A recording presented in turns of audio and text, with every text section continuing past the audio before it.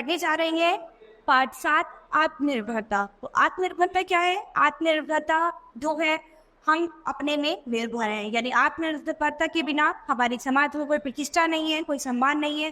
तो हमें सभी को अपने में आत्मनिर्भर बनना बहुत ही जरूरी है। तो आइए इस पाठ में पढ़ते हैं कि आत्मनिर्भरता हमारे लिए क्यों जरूरी है और इसके लिए हमें क्या करना चाहिए। इस निबंध के लेखक आचार्य रामचंद्र शुक्ल हिंदी के सुप्रतिष्ठित साहित्यकार हैं। इस निबंध में आत्मनिर्भरता को बहुत आवश्यक बताया गया है, क्योंकि आत्मनिर्भरता ही हमें स्वावलंबी और स्वाभिमानी बनाती है। अगर हम आत्मनिर्भर नहीं है तो हमें पराधीन व्यक्ति जैसा जीवन बिताना पड़ेगा और समाज में हमारी कोई प्रतिष्ठा नहीं होगी। तो यदि हम आत्मनिर्भर नहीं है तो हमारा जीवन बेकार है, हमें एक बेकार व्यक्ति की तरह वो जीवन बिताना होगा और समाज में हमारी कभी कोई प्रतिष्ठा नहीं मिलेगी। आत्मनिर्भरता हमें दूसरों की नजरों में ऊंचा उठा देती है। तो आत्मनिर्भरता होना बहुत जरूरी है हम सभी के लिए। आइए इस पाठ की तरफ देखते हैं। विद्वानों का यह तथ्य ठीक है कि नम्रता ही स्वतंत्रता की माता है। लोग भ्रमवश अहंकार वृत्ति को उसकी माता समझ बैठते हैं, पर वह उसकी सौतेली माता है जो उसका सत्यानाश करती है। चाहे यह संबंध ठीक हो या फिर न हो, पर इस बात को सब लोग मानते हैं कि आत्म संस्कार के लिए थोड़ी बहुत मानसिक स्वतंत्रता परम आवश्यक है। चाहे उस स्वतंत्रता में अभिमान और नम्रता दोनों का मेल हो और चाहे वह नम्रता से ही पैदा हो।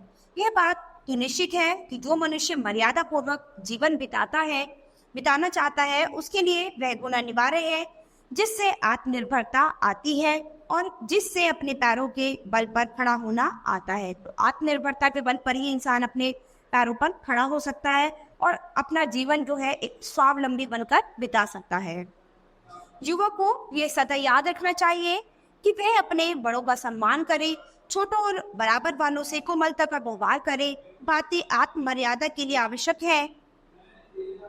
ये सारा संसार जो कुछ हम हैं और जो कुछ हमारा है, हमारा शरीर, हमारी आत्मा, हमारे कर्म, हमारे भाग, हमारे घर की ओर बाहर की दशा, हमारे बहुत से अवगुण और थोड़े से गुण, सब इसी बात की आवश्यकता प्रकट करते हैं कि हमें अपनी आत्मा को नम्र रखना चाहिए। तो ये सब क्या है, इसी बात पर निर्भर है कि हमारी आत्मा जो है नम्र रहनी चाहिए। नम्रता से मेरा मतलब दप्पूपन से नहीं है, जिसके कारण आगे बढ़ने के समय भी वह पीछे रहता है और अवसर पड़ने पर चटपट किसी बात का निर्णय नहीं कर सकता। तो यहाँ नम्रता का पन क्या है, किसी भी दप्पूपन से, या ऐसे नहीं है कि जरूरत पड़ने पर या समय आने पर अगर किसी चीज का कोई निर्णय लेना है या कोई अवसर आया है तो उससे पीछे हट जाना, तो वो इसका मतलब उससे नहीं है। मनुष्य का बेड़ा अपने ही हाथ में है, उसे वह चाहे जिधर लगाए। सच्ची आत्मा वही है जो प्रत्येक दशा में प्रत्येक स्थिति के बीच अपनी राह आप निकालती है। तो सच्ची आत्मा क्या है? सच्ची आत्मा केवल वही है जो हर स्थिति में, हर दशा में क्या है, अपनी राह अपने आप निकाले। अब तुम्हें क्या करना चाहिए, इसका ठीक ठीक उत्तर तुम्ही को देना होगा, दूसरा कोई नहीं दे सकता। कैसा भी विश्वासपात्र मित्र हो, तुम्हारे इस काम को वह अपने ऊपर नहीं ले सकता। हम अनुभवी लोगों की बातों को आदर के साथ सुने, बुद्धिमानों की सलाह को कृतज्ञता पूर्वक माने, पर इस बात को निश्चित समझकर कि हमारे कामों से ही हमारी रक्षा पे हमारा पतन होगा, हमें अपने विचार और निर्णय की स्वतंत्रता को दृढ़ता पूर्वक बनाए रखना चाहिए। जिस पुरुष की दृष्टि सदा नीची रहती है उसका सिर कभी ऊपर नहीं होगा। तो क्या है, हमें अपनी दृष्टि को अपने आप ही ऊपर उठाना है, अपने को आत्मनिर्भर खुद ही बनाना है। नीची दृष्टि रखने से यद्यपि रास्ते पर रहेंगे, पर इस बात को न देखेंगे कि यह रास्ता कहाँ ले जाता है। चित्त की स्वतंत्रता का मतलब चेष्टा की कठोरता या प्रकृति की उग्रता नहीं है।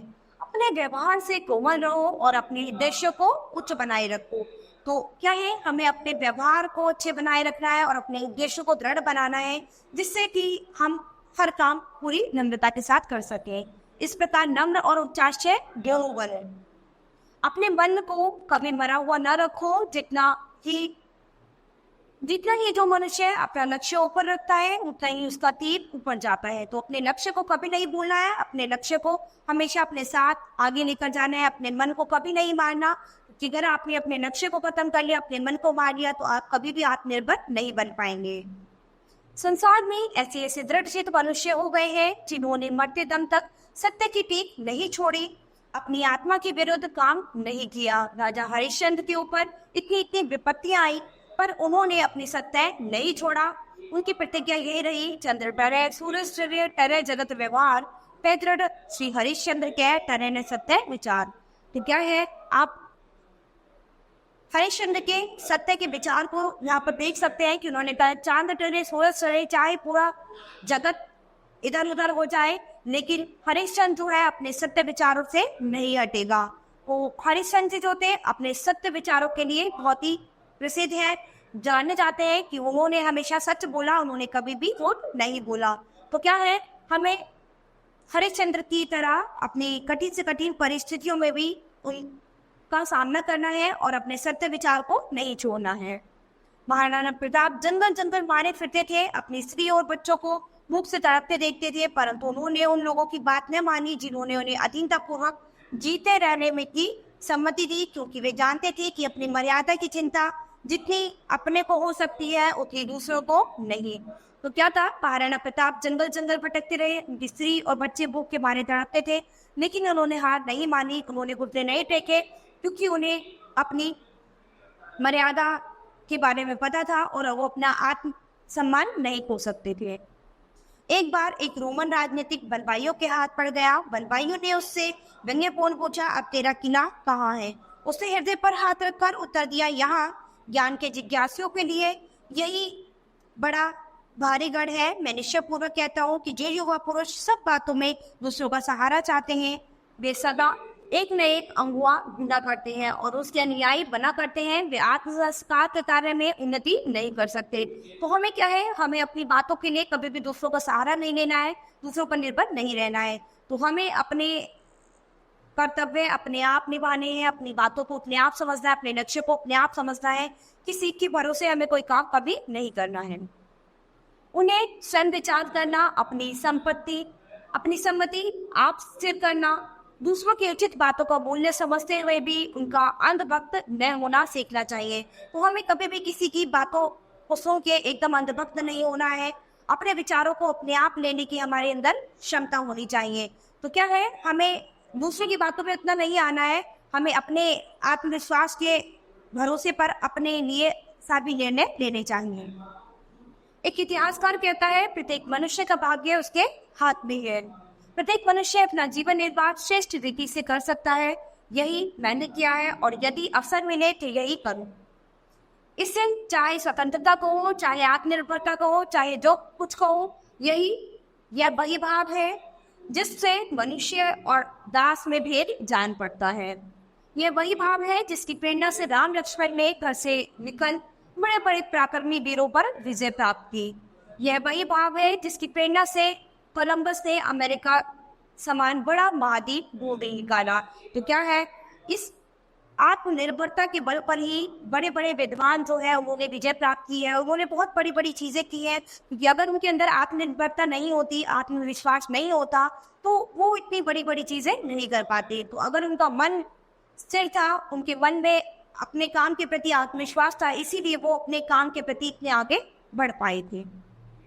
इसी चित्तवृत्ति की दृढ़ता के सहारे दरिद्र लोग दरिद्रता, अपढ़ लोग अज्ञाता से निकलकर उन्नत हुए हैं तथा उद्योगी और अध्यवसायी लोगों ने अपनी समृद्धि का मार्ग खोज निकाला है। इसी चित्तवृत्ति के बल पर पुरुष सिंहों को यह कहने की क्षमता प्राप्त हुई है, मैं राह ढूंढूंगा या राह निकालूंगा।